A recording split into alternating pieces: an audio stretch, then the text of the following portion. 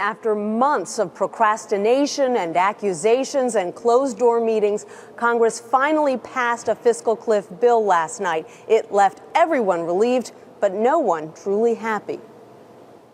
The motion is adopted. Even Republicans who voted for the plan are angry it has no serious spending cuts, while Democrats think the White House made too many concessions on taxes. Kent Conrad is a senator from North Dakota. I hate this agreement. I hate it with every fiber of my being, because this is not the grand bargain that I hoped for or worked for or believed is so necessary to the future of the country. Mr. President, this is not by any standard a deficit reduction plan. Mostly, it's a tax plan. The bill permanently extends the Bush-era tax cuts for all household income under $400,000 a year for individuals and under $450,000 for families. The bill also prevents the alternative minimum tax from hitting millions of middle-class families by permanently adjusting it to inflation.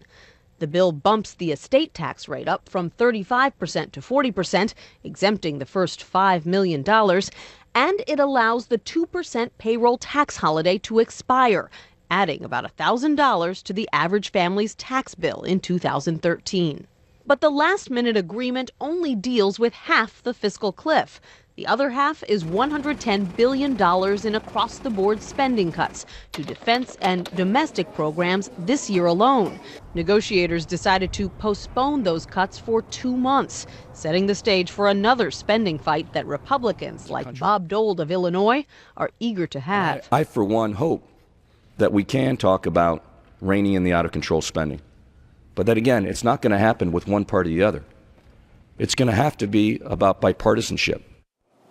That bipartisanship is going to get tested right away when the new Congress, which gets sworn in tomorrow, has to take a vote sometime in the next 2 months over whether to raise the debt ceiling. Republicans say they want big entitlement cuts in exchange for their votes. The president, Anthony, says he's not negotiating. Nancy, is Speaker Boehner in any trouble over all this?